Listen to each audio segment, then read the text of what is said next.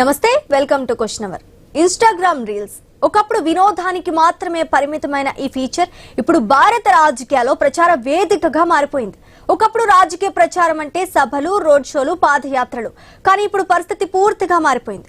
చేతిలో మొబైల్ ఉంటే చాలు, అందులో కెమెరా ఆన్ చేసి నిమిషం పాటు వీడియో చేసేసి ఇన్‌స్టాగ్రామ్ లో పోస్ట్ చేసేస్తున్నారు. ఒక్క రీల్ కోట్ల మందిని ప్రభావితం చేస్తోంది.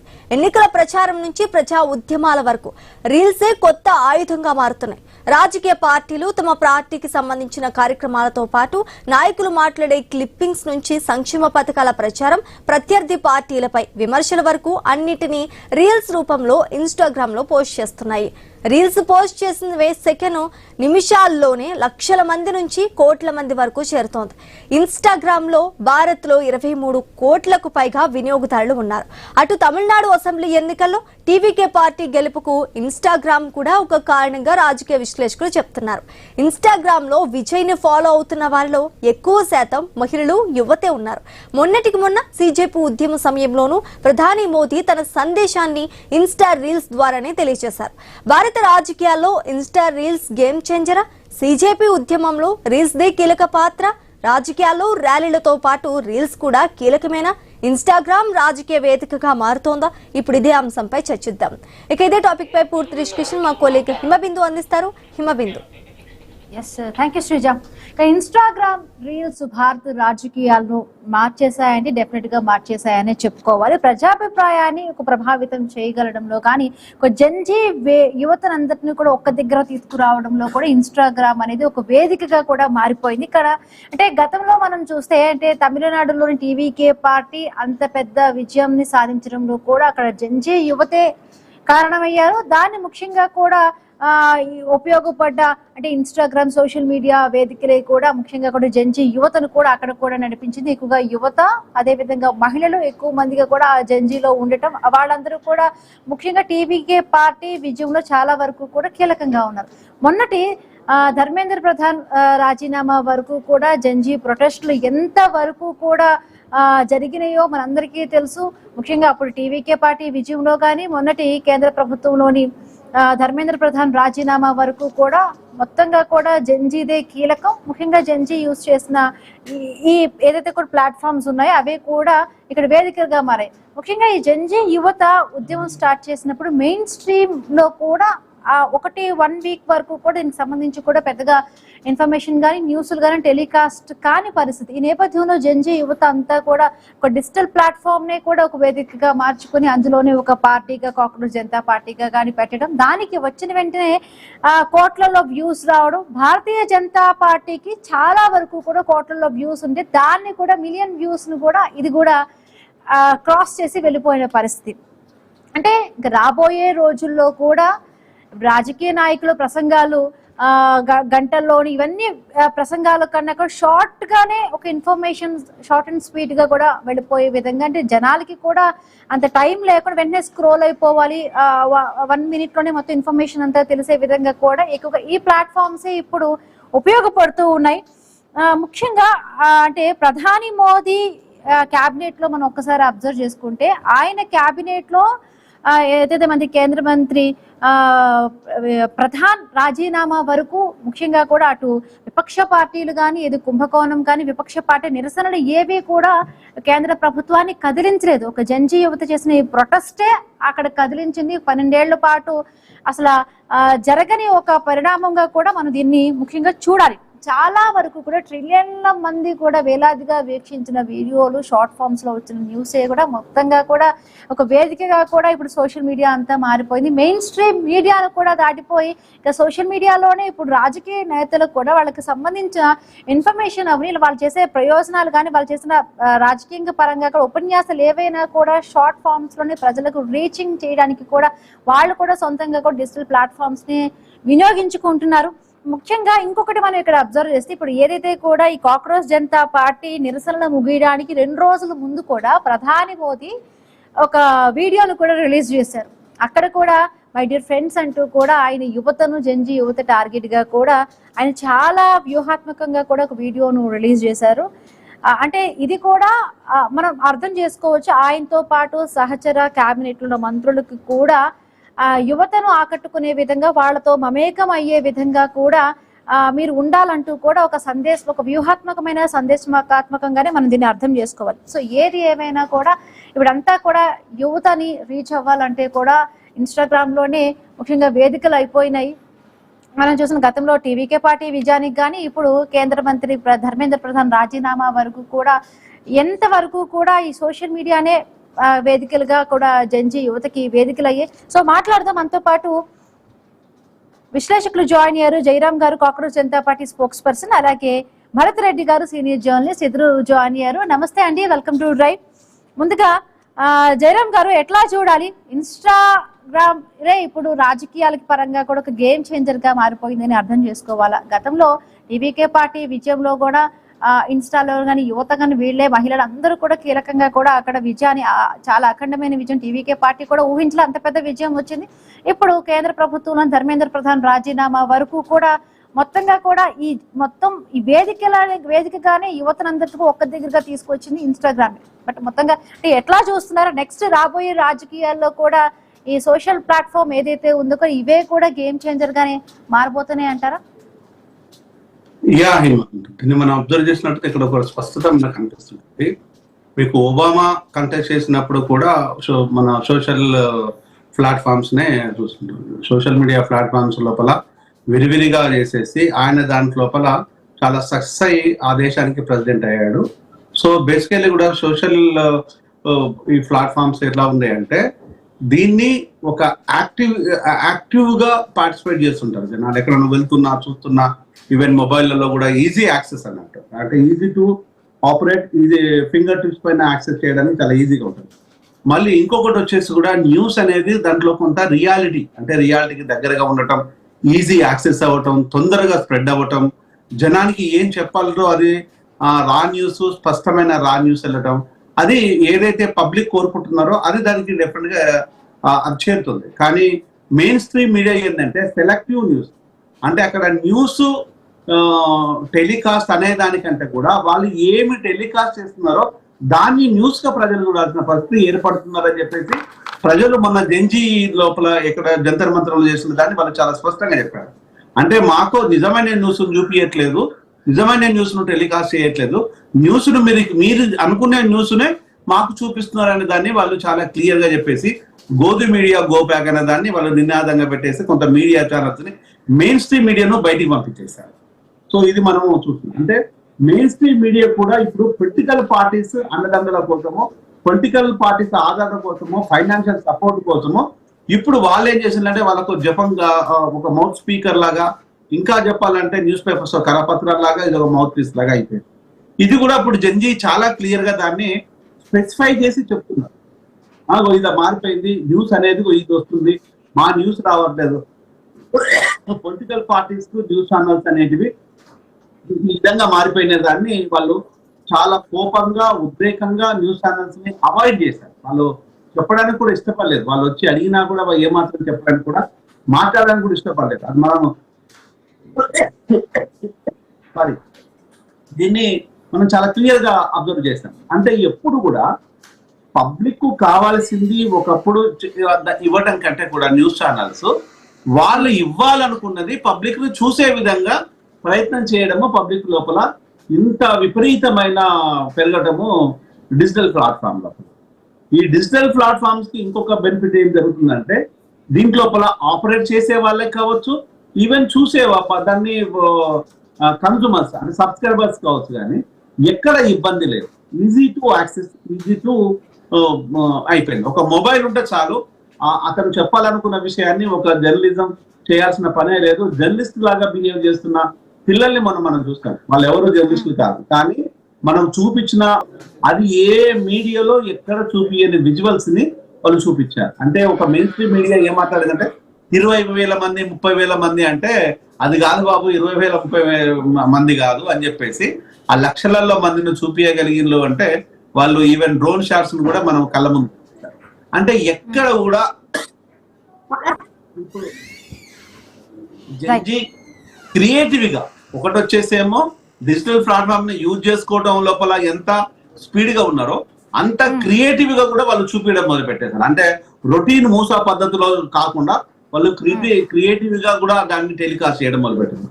ఇవన్నీ కూడా సోషల్ డిజిటల్ ప్లాట్ఫామ్ కి ఈ సోషల్ కనెక్టివిటీకి చాలా ఈజీ అయిపోయింది. అందులో మీరు చెప్తున్నట్టు టీవీకే పార్టిఫిషన్ నేను చెన్నైలో కూడా చాలా రోజులు ఉన్నాను కొన్ని అంశాల విషయం లోపల. సో అక్కడ కూడా చాలా విరివిరిగా మీరు అన్నట్టుగా యూత్ నెక్స్ట్ ఫిమేల్స్ వచ్చేసి విజయ్ కి great followers, no doubt about it, great followers.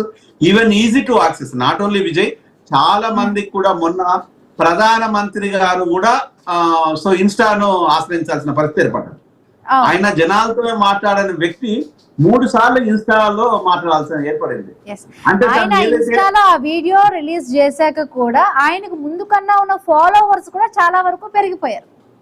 అంటే యాక్సెస్ అంటే న్యాచురల్ గా ఏదైతే కోరుకుంటున్నారో జనాలు ఆ యాక్సెస్ లోకి వస్తే జనం దాన్ని యాక్సెప్ట్ చేయడానికి సిద్ధంగా ఉన్నారు. కానీ పొలిటికల్ లీడర్స్ కి ఏమైందంటే ఒక ఫాల్స్ ప్రెస్టేజ్, కోట్ల రూపాయలు తీసుకొచ్చేసి ఛానళ్ళ మీద వాళ్ళ మీద ఖర్చు చేసుకోవడము, ఛానళ్ళు వాళ్ళకు అనువైన వ్యక్తులకు ఉండటము, దాన్ని వాళ్ళను ఒక రొటీన్ న్యూస్ ను జనానికి పాస్ చేయడము, ఇదంతా జంజీకి విరక్తి పుట్టింది. ఇదంతా ఫాల్స్ న్యూస్, ఇదేది నిజం కాదనే విరక్తి వాళ్ళు పుట్టడం కాదు, దాన్ని స్పష్టంగా చెప్పడం మొదలు పెట్టేశారు.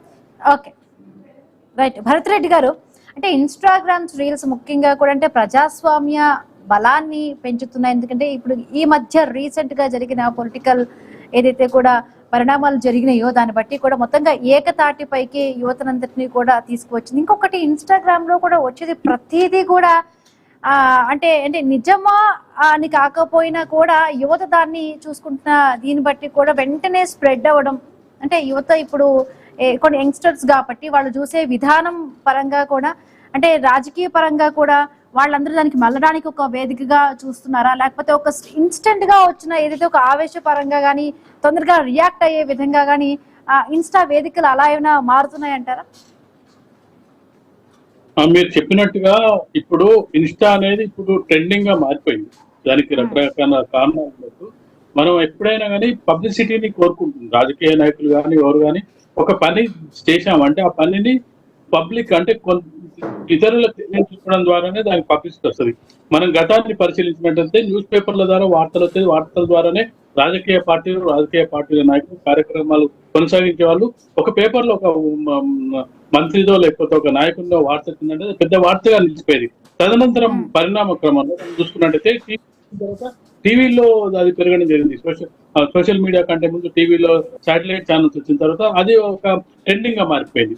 ఇటీవల గత 2-3 సంవత్సరాలుగా మనం చూసుకున్నట్టయితే 2-3 అంటే ఎప్పుడైతే ప్రధాని మోడీ ఏదైతే సోషల్ మీడియాని ప్రారంభించిందో అప్పటి నుంచి మనం చూసుకున్నట్టే ఇక సోషల్ మీడియా వైపు ప్రజలు మళ్ళడం జరిగింది. సోషల్ మీడియా మళ్ళడం వల్ల జరిగేది ఏంటంటే మీకు మనం చూస్తుంటాం, మనం రెగ్యులర్ మీడియాలో కానీ మన శాటిలైట్ ఛానల్స్ కానీ ఒక ప్రోగ్రామ్ సంబంధించి అరగంట 10 నిమిషాలు 5 నిమిషాలు వచ్చినట్టయితే ఇప్పుడు చూసేంత ఓపిక ప్రజలకు లేదు, వాళ్ళు చేసేంత వీళ్ళకి లేదు. కానీ ఇక్కడ ఇన్స్టాలో కానీ ఇక్కడ రీల్స్ కానీ మనం చేస్తున్నప్పుడు కేవలం 30 seconds 1 minute లో చెప్పాల్సిన విషయాన్ని తెలుస్తున్నారు. దానికి చాలా మంది అట్రాక్ట్ అవుతున్నారు. మనం గతంలో క్రికెట్ ఫార్మేట్ చూసినట్టయితే గతంలో ప్రజాదరణ పొందిన టెస్ట్ మ్యాచ్ల నుంచి వన్డేల నుంచి 2020కి ఏ విధంగా అయితే షిఫ్ట్ అయ్యారో అంటే ఈజీగా అయ్యేది ఏ విధంగా ఉంటుందో ఆ విధంగా షిఫ్ట్ అవుతున్నారు. దీనివల్ల కొంత విమర్శలు వస్తున్న మాట వాస్తవమే. సోషల్ మీడియా ద్వారా నియంత్రణ లేకపోయింది, ఇష్టం వచ్చినట్టు సోషల్ మీడియాను వాడుకుంటున్నారనే వార్తలు వస్తున్న నేపథ్యంలో కొన్ని సందర్భాల్లో ఇప్పుడు జెన్జీ లాంటి సందర్భంలో ఇప్పుడు కాక్రోచ్ పార్టీ చేసిన ఉద్యమం కారణంగా ప్రజల్లో ఒక అవేర్నెస్ ఎక్కువ. ఎందుకంటే మనం చూసుకుంటే ఎన్డీఏ ప్రభుత్వం ఏర్పడి 10-11 ఏళ్ళు దాటిపోయింది. అప్పటి నుంచి కాంగ్రెస్ పార్టీ కానీ ఇతర పార్టీ నాయకులు కానీ ప్రతిపక్షాలు పోరాడుతున్నాయి. ఈ అంశాలే ఇప్పుడు ఏదైతే జెన్జీకి సంబంధించిన వీళ్ళు తీసుకొచ్చారో సోషల్ మీడియాలో పాపులర్ చేశారో ఇవన్నీ కూడా కాంగ్రెస్ పార్టీ కానీ ఇతర పార్టీలు కానీ వాటి గురించి ప్రశ్నిస్తూనే ఉన్నాయి. పార్లమెంట్ లో కానీ ఇతర సందర్భాల్లో కానీ అధికార పక్షాన్ని ప్రశ్నిస్తున్నాయి. కానీ అది ప్రజల్లోకి వెళ్ళలేకపోయింది, ఎక్కలేకపోయింది. కానీ సోషల్ మీడియా ద్వారా మనం చూసినట్టు అది ఈజీగా స్ప్రెడ్ అయిపోయింది. స్ప్రెడ్ అవడమే కాకుండా అది ఎంత వ్యాపించింది కూడా. ఎంతవరకు వ్యాపించిందంటే ఇక ఢిల్లీ ఒక పిలిపిస్తే ఒక సోషల్ మీడియాలో ఒక కాల్ ఇస్తే స్వచ్ఛందంగా వచ్చే స్థితికి మనం రాజకీయ పార్టీల నాయకులు చూసుకుంటాం. వాళ్ళు ఒక బహిరంగ సభ నిర్వహించాలంటే ఒక వారం రోజులు ప్రణాళిక, దాని తర్వాత వాళ్ళు కొంత అరేంజ్మెంట్ చేయడం, బస్సులు మాట్లాడుకోవడం, దాన్ని గ్యాదర్ చేయడం, చివరికి 1,00,000 మందితో 2,00,000 మందితో సక్సెస్ అయిందని చెప్పి నిరూపించుకోవడానికి నానా తంటాలు పడడం మనం చూస్తున్నాం. కానీ ఇప్పుడు మనం చూసుకుంటే జెన్జీకి సంబంధించిన దీన్ని చూసుకుంటే జస్ట్ సోషల్ మీడియా ద్వారా స్ప్రెడ్ అయిన దాని ఆధారంగా లక్షల మంది అక్కడ గ్యాదర్ అవ్వడం. అంటే దీన్ని బట్టి మనకి ఏమవుతుందంటే ఆ ప్రభుత్వం మీద ఏ విధంగా ప్రభావం పడుతుందని పక్కన పెట్టినట్టయితే స్ప్రెడ్డింగ్ అంటే వ్యాపింపజేయడంలో సోషల్ మీడియా ఒక వార్తను కానీ ఒక విషయాన్ని కానీ వ్యాపించజేయడంలో సోషల్ మీడియా ఇన్స్టా ప్రభావం మాత్రం ఎక్కువగా యూత్ మీద అంటే మిగతా తరం అంటే ముందు తరానికి కంటే కూడా ఇప్పుడు వస్తున్న యూత్ మీద ఎక్కువ ప్రభావం పడుతుంటుంది. ఈ యూత్ అంతా రేపు ఓటేస్తారా అంటే చెప్పలేని పరిస్థితి. ఎందుకంటే గతంలో మనం చాలా సందర్భంగా చూసాం సోషల్ మీడియాలో ఉన్న వ్యక్తులు కూడా ఓటింగ్ పర్సెంటేజ్ సిటీలో చాలా తక్కువగా పర్సెంటేజ్ నమోదవుతుంటుంది. అదే గ్రామాల్లో చూసుకుంటే ఎక్కువ పర్సెంటేజ్ నమోదవుతుంది. వీళ్ళకు సెలవిస్తే ఓటింగ్ రోజు సెలవిస్తే వీళ్ళంతా టూర్లకు వెళ్తుంటారు అనే ఒక అభిప్రాయం కూడా గతంలో ఉంది.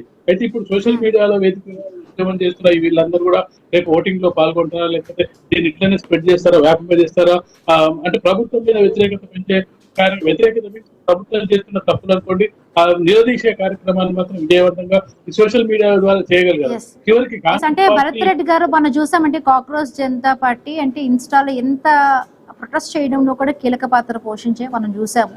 అంటే రాబోయే రోజుల్లో కూడా ఇప్పుడు ప్రసంగాలు రాజకీయ నాయకులు గంటల స్పీచ్లు ఇచ్చే కన్నా కూడా ఇన్స్టాలో 1 or 2 minutes ఇట్లా ఇన్స్టా స్టోరీస్ కానీ లైక్ రీల్స్ చేయడం ద్వారానే నెక్స్ట్ వాళ్ళంతా కూడా ఆ విధంగా రాజకీయాల్లో ఉండే విధంగా కూడా నెక్స్ట్ ఫోకస్ చేస్తారంటారా? ఖచ్చితంగా ఆల్రెడీ స్టార్ట్ అయింది కూడా. రాజకీయ నాయకులు కూడా వాళ్ళ ప్రసంగాలను వాళ్ళు చేస్తున్న కార్యక్రమాన్ని 1 or 2 minutes లో చెప్పే ప్రయత్నం చేస్తున్నారు. ఈ ప్రభావం ఆ ప్రభావం ఒక్కటే అవ్వదు. ఏదైతే యూత్ ప్రయోగం చేసిందో ఇన్స్టాకి సంబంధించి ఈ కాక్రోచ్ పార్టీ ప్రయోగం చేసిందో ప్రయోగాన్ని అందుకునే అవకాశం ఉంటుంది. ప్రయోగం చేసేది ఒకరుంటారు కానీ దాన్ని అందుకోవడానికి అందరికి అవకాశాలు ఉంటాయి. ఒక టెక్నాలజీని ఒక శాటిలైట్ టెక్నాలజీని ప్రతి వాళ్ళు వాడుకుంటారు.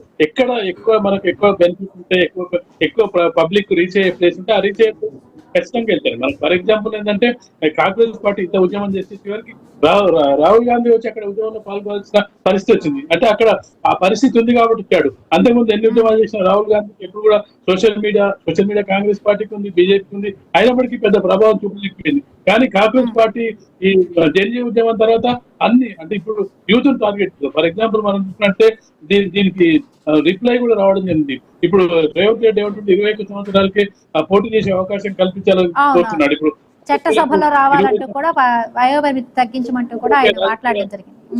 యువతకు రాజకీయం రావాలంటే ఇదంతా టార్గెటెడ్ అనేది ఎవరైపోయారంటే యూత్ ఎవరైతే సోషల్ మీడియాలో ఇన్స్టాగ్రామ్ వాళ్ళందరినీ టార్గెట్ చేయడానికి ఆల్రెడీ రాజకీయ నాయకులు వాళ్ళ ప్రయత్నాలు ప్రారంభించారని మనం చెప్పచ్చు. రైట్ జయరాం గారు, అంటే నెక్స్ట్ రాబోయే ఎలక్షన్స్ లో అంటే టీవీ పేపర్లు కానీ టీవీ న్యూస్ ఛానల్స్ కానీ వాటి పాత్ర కన్నా కూడా ఇప్పుడు రీల్స్ ఇన్స్టా పరంగానే కూడా అవే ఎక్కువగా కూడా ఎలక్షన్స్ ని శాసించబోతాయంటారా? డెఫినెట్ శాసించబోతున్నారు, శాసిస్తున్నారు కూడా. మీరు శాసించబోవడానికి కాదు, ఆల్రెడీ శాసిస్తున్నారు. ఇక్కడ మనకు సోషల్ కనెక్టివిటీ ఈ యూజర్ టు ఫ్రెండ్లీ ఈ రెండు చాలా ఇంపార్టెంట్. అంటే wide social connectivity digital platform ఉంది, సోషల్ మీడియా చాలా వైడ్. మీకు అదే మనకు శాటిలైట్ కు అంత వైడ్ ఉండదు. ఆ టీవీ ఉండాలి, కనెక్షన్ ఉండాలి, టెలికాస్ట్ జరగాలి, అక్కడ కూర్చోవాలి, చేయాలి. కానీ ఇది ఆన్ ద వే. ఈవెన్ మెట్రోలో పోతున్నా, బస్సులో పోతున్నా, కార్లో పోతున్నా, ఏడిపోతున్నా కూడా ఈవెన్ కనెక్ట్ చేసేసి ఆ పక్కన పడేస్తే బ్లూటూత్ కనెక్ట్ చేసుకుంటే ఆ న్యూస్ ప్లే అవుతుంది. వాళ్ళు ఏది కావాలనుకుంటారు, నాట్ ఓన్లీ న్యూస్, వాళ్ళకి ఏది కావాలనుకుంటే అది easy to access, user to friendly, అంటే ఫింగర్ టిప్స్ పైనే అది ఉంది. కాబట్టి దానికి అంత స్మార్ట్నెస్ ఉంది కాబట్టి సక్సెస్ అయింది. అందులో ఒకటి ఇప్పుడు జెన్జీలో ఉన్న తరం ఏంటంటే టైమును ఎక్కడ వేస్ట్ కానీ వెళ్ళదు. స్పీడీ వర్క్, తొందరగా పోవాలి అంతే. గంటల తరబడి, ఒకప్పుడు గంటల తరబడి మన అమ్మమ్మలు కూర్చొని టీవీల ముందు కూర్చొని టైం పాస్ చేస్తున్నట్టుగా ఉండదు వాళ్ళ పరిస్థితి. వాళ్ళు ఇప్పుడు ఏ పని చేసినా కూడా స్పీడ్గా వర్క్ చేయాలి, తొందరగా కంప్లీట్ చేసుకోవాలి, చెప్పాలనుకున్న స్ట్రైట్ గా చెప్పాలి, వాళ్ళు చెప్పాలనుకున్న స్ట్రైట్ గా చెప్పడం. ఇదే మీకు చూడండి ఇప్పుడు ఎంత క్లియర్ గా ఉందో. అంటే ఎక్కడ కూడా మీకు ఆ టైం వేస్ట్ కానివ్వటండి. దాంతో పాటు వచ్చేసి వాళ్ళకు ఎక్కువ టైంను కూడా స్పెండ్ చేసి వినదలుచుకోలేదు. అది కూడా వాళ్ళకి చాలా ఓపిక తక్కువ. మీకు ½ అన్ అవర్ న్యూస్ బులెటిన్ అంటే ½ అన్ అవర్ న్యూస్ బులెటిన్ వచ్చే ఒక 20 సెకండ్ల 30 సెకండ్ల న్యూస్ కోసం వెయిట్ చేయరు. అదేదో డైరెక్ట్ గా సోషల్ మీడియాలో కనిపిస్తుంది కదా. అంటే దాన్ని ఓన్లీ పిన్ పాయింట్ స్పెసిఫికేషన్ వాళ్ళు ప్లాన్ చేస్తున్నారు. ఇది మనం చూడాలి. దాంతో పాటు వచ్చేసి ఇవి ఒక్క రాజకీయాలే కాదు, ఈవెన్ హెల్త్ టిప్స్ కావచ్చు, లేకపోతే ఎడ్యుకేషన్ కావచ్చు, లేకపోతే ఇదర్ జనరల్ నాలెడ్జ్ కావచ్చు, ఇంకా అదర్ క్లాసెస్ కావచ్చు, మీరు ఏఐ క్లాసెస్ కావచ్చు, ప్రతిది కూడా సోషల్ మీడియాలో ఈరోజు అప్లోడ్ చేయబడింది. సోషల్ మీడియా ద్వారానే కండక్ట్ చేస్తున్నారు, పబ్లిసిటీ చేస్తున్నారు. This is the beauty of social media. అంటే మీకు ఏది కూడా ఇక్కడ లేదు అనేది సోషల్ మీడియాలో లేదు. ప్రతిదాని కూడా it's called is connectivity as to public the social connectivity. దాన్ని సోషల్ అంత easy to access to social connectivity ఉంది కాబట్టి ప్రతి ఒక్కరు ఒకప్పుడు వచ్చేసి యంగ్ స్టార్సే కాదు, ఈ రోజు ఆఫ్టర్ 40 ఆఫ్టర్ 50 ఆ 60 వాళ్ళు కూడా ఈ రోజు రీల్స్ చూస్తున్నారు. అంటే వాళ్ళు ఈజీగా అంటే దీన్ని మనము ఒక రెవల్యూషన్ అని చెప్పొచ్చు, అన్న డౌట్ ఏం లేదు. కానీ అందులోనే చిన్న పిల్లలు, నేను ఈ మధ్యలో కొంతమంది పిల్లల మీద స్టడీ చేస్తున్నాను, బీయింగ్ ఒక చైల్డ్ స్పెషలిస్ట్ డాక్టర్ గా. చిన్న పిల్లలు ఏంటంటే దానికి తల్లిదండ్రులు ఏం చేస్తున్నారంటే అన్నం తినిపియాలి, మారం చేస్తున్నారని చెప్పి ఫోన్ ఇవ్వడం ద్వారా ఆ ఫోన్ కు కనెక్ట్ అయిపోయి వాళ్ళు ఫోన్ ఇస్తేనే మిగతా పనులు చేస్తున్నారు. ఫోన్ ఇస్తేనే అన్నం తింటున్నారు, ఫోన్ ఇస్తేనే ఏడవడం మానేస్తున్నారు, ఫోన్ ఇస్తేనే సైలెంట్గా ఉంటున్నారు, ఫోన్ ఇస్తూనే వాళ్ళు మదర్ని డిస్టర్బ్ చేయట్లేదు. దీన్ని కూడా ఇంకొక ఇది చాలా ఇబ్బంది వాళ్ళ సైకలాజికల్ గా, వాళ్ళ బ్రెయిన్ ను వాళ్ళ కంట్రోల్ కాకుండా ఫోన్ కంట్రోల్ పోయి. So this is a very dangerous situation. ఇది ఇట్లాంటి సిచ్యువేషన్స్ లోపల కొంత కనెక్టివిటీని ఉంది, కొంత అడిక్షన్ కనుక కంట్రోల్ చేయగలిగితే పేరెంటల్ సిస్టమ్ లోపల ఉమ్మడి మన ఫ్యామిలీస్ లోపల ఆ ప్రాబ్లం ఉండేది కాదు. అమ్మమ్మలు ఉండేవాళ్ళు, నానమ్మలు ఉండేవాళ్ళు, మామయ్యలు ఉండేవాళ్ళు, చిన్నమ్మ పెద్దమ్మలు ఉండేవాళ్ళు, కొన్ని అకేషన్స్ వచ్చినప్పుడు అందరు గ్యాదర్ అయ్యేవాళ్ళు, కలుసుకునేవాళ్ళు. సో అప్పుడు ఇది చాలా ఇన్నోవేటివ్ గా ఉండేది. కానీ ఇప్పుడు మైక్రో ఫ్యామిలీస్ అవడంతో వాళ్ళు పిల్లలు వీళ్ళవుతాయి social media platforms, gadgets, or TV. ఇవి అంటే వాళ్ళ బ్రెయిన్ ను ఎక్కడికి పోతుంది అంటే మనల్ని ఒక తెలియని షాడో సిస్టమ్ కంట్రోల్ చేస్తుంది. ఆ కంట్రోల్ దాన్ని మనం కంట్రోల్ చేసే విధంగా ఉండాలి తప్పితే మనల్ని అది కంట్రోల్ చేసే విధంగా ఉండకూడదు. ఇది తెలుసుకుంటే బాగుంటుంది. ఎప్పుడు కూడా సోషల్ మీడియాతోని ఎంత బెనిఫిట్ ఉందో, మొబైల్ తోని ఎంత access to user to friendly ఉందో అంత నష్టాలు కూడా ఉంది. ఆ నష్టాన్ని కనుక ఓవర్కమ్ చేయగలిగితే this is the best revolution అని చెప్పొచ్చు. రైట్. భరత్ రెడ్డి గారు, అంటే రీల్స్ ప్రజలకి అవగాహన కల్పిస్తాయి అంటారా, లేకపోతే అంటే ఏదో ఒక కంటెంట్ ని షేర్ చేయడం వల్ల అంటే వన్ నైట్ లో కూడా వాళ్ళకి ఒక ఇమేజ్ రావడం కానీ లేకపోతే వైరల్ కావడానికి కంటెంట్ పెట్టే విధంగా కూడా ఉంటుంది? ఇంకొకటి అంటే రీల్స్ నిజంగానే కూడా యువతని చైతన్యపరుస్తాయి, లేకపోతే ఒక మ్యానిపులేషన్స్ పరంగా కానీ ఒక ఎమోషనల్ టెండెన్సీ మ్యానిపులేషన్స్ పరంగా కానీ వాళ్ళు అట్రాక్ట్ అయ్యి ఆ విధంగా రీల్స్ కూడా ఒక ఇంపాక్ట్ చూపిస్తున్నాయి అంటారా? మీరు చెప్పిన దాంట్లో అన్ని రకాల ఆన్సర్స్ మీరు చెప్పడం జరిగింది. ఏంటంటే అది ఎమోషనల్ క్రియేట్ చేయొచ్చు, పెడుమారం వెళ్ళొచ్చు, సెల్ఫ్ ప్రమోషన్ చేసుకోవచ్చు, అలాగే వాళ్ళు చేసిన మంచి అవేర్నెస్ ప్రోగ్రామ్స్ చూడొచ్చు. అంటే మనం ఏం చేస్తున్నాం అనేది ఇక్కడ ముఖ్యమైన అంశంగా చూడొచ్చు. ఇప్పుడు మనం సార్ చెప్పినట్టుగా పిల్లలు అడిక్ట్ కాకుండా ఉండాలి అనే ఏ విధంగా చెప్పారు, ఆ విధంగానే ఇప్పుడు ప్రతి వాళ్ళు కూడా అంటే ప్రతి వాళ్ళకు కూడా సెల్ఫ్ ప్రమోషన్ అనేది వాళ్ళు ఇప్పుడు సొసైటీలో మనం చూస్తున్నాం. ఇంట్లో ఉన్న లేడీస్ కానీ వాళ్ళు కూడా ఏదో ఒక సాంగ్ ఏదో చేసి రీల్ వదలడం, దాని మీద మాకు ఎన్ని వ్యూస్ వచ్చాయి, ఎంతమంది చూస్తున్నారని చెప్పి చెక్ చేసుకోవడం ఇన్స్టాగ్రామ్ లో, ఇవన్నీ మనం చూస్తున్నాం. గతంలో ఇలాంటి కల్చర్ లేదు. అది ఎంతవరకు ఇప్పుడు అవేర్నెస్ గా చేస్తున్నారా, లేదంటే ఆ ఊరికే చేస్తున్నారా? దానివల్ల ఏమన్నా ఇబ్బందులు అవుతున్నాయి, ఇతరులకు ఇబ్బందులు అవుతున్నాయి? ఇబ్బందులు లేకుండా ఏది చేసినా కానీ సెల్ఫ్ ప్రమోషన్ చేసుకోవడంలో తప్పలేదు, అవేర్నెస్ ప్రోగ్రామ్ చేయడంలో తప్పలేదు, హెల్త్ రిలేటెడ్ ప్రోగ్రామ్ చేయడం తప్పలేదు. అది దానివల్ల ఏంటంటే సమాజానికి ఉపయోగపడే విధంగా ఉంటుంది. కానీ ఇటీవల కాలంలో కొంత ఇన్స్టాగ్రామ్ లో కొంత తప్పుదారు పట్టే విషయాలు కూడా కొన్ని మనకు కనిపిస్తున్నాయి. కాబట్టి ఖచ్చితంగా కూడా ఇప్పుడు పొలిటికల్ లీడర్స్ కానీ ప్రతి వ్యక్తులు అంటే ఇప్పుడు మనం మాట్లాడుకున్నట్టుగా ఈ అరగంట సేపు 5 నిమిషాలు 10 నిమిషాలు ఎవరికి లేక పిన్ పాయింట్ వాట్ ఏం జరుగుతుంది అనేది ఇమ్మీడియట్ గా, అంటే దానికి వెనుక ముందు బ్యాక్గ్రౌండ్ కూడా చూసే పరిస్థితి లేవు. ఒక పాయింట్ ఆఫ్ ద ఒక 30 సెకండ్స్ మనకి ఏం కావాల్సిందో అది చూస్తుంటే దానికి ముందు కొన్ని సందర్భాల్లో అది నెగిటివ్ కూడా వచ్చే అవకాశం ఉంది. ఎందుకంటే అది మొత్తం దాన్ని పూర్తి సెంటెన్స్ విన్నప్పుడు మాత్రమే దాంట్లో ఉన్న థీమ్ అర్థమయ్యే అవకాశం ఉంది. కానీ కొన్ని సందర్భాల్లో ఏది అవసరం ఉంటే అది తీసుకుంటే అది చెడు ప్రభావం చూపే అవకాశం కూడా కనిపిస్తుంది. కాబట్టి ఖచ్చితంగా ఎందులో అయినా మంచి చెడులు ఉంటాయి. మంచి చెడుల ద్వారా అవేర్నెస్, చెడును వదిలేసి మంచిని తీసుకెళ్ళడం ద్వారా, అవేర్నెస్ తీసుకెళ్ళడం ద్వారా ఇన్స్టాగ్రామ్ అయినా, సోషల్ మీడియా అయినా, టీవీలో అయినా, పేపర్లు అయినా ప్రజలకు ఉపయోగకరంగా ఉండాలి. కానీ ఈ విధంగా ఇప్పుడు జెన్జీ ఉద్యమం ద్వారా ఒక యూత్ లో ఒక అవేర్నెస్ వచ్చింది అనేది మనం చర్చించుకుంటాం. ఇంత చర్చించుకోవడానికి కారణం ఏంటంటే నీట్ పరీక్షకు సంబంధించి ఎగ్జామ్ ను ఒక మినిస్టర్ రాజీనామా చేసే వరకు వదలకుండా దాన్ని పట్టుబట్టారు. కాబట్టి ఇది ఇంత చర్చనీయాంశం అని చెప్పారు. Right, thank you so much అండి భరత్ రెడ్డి గారు, అలాగే జయరామ్ గారు మీ అనాలిసిస్ అందించినందుకు. సో చూడాలి అంటే ముందు రోజుల్లో కూడా ఇన్స్టానే ఇంకా గేమ్ చేంజర్ గానే మారుతుందని ప్రస్తుత రాజకీయ పరిణామాల బట్టి చూస్తే మనకి అర్థమవుతోంది. ఇది వాళ్ళ question hour. Keep watching I news. మీతోని మీ వెంట.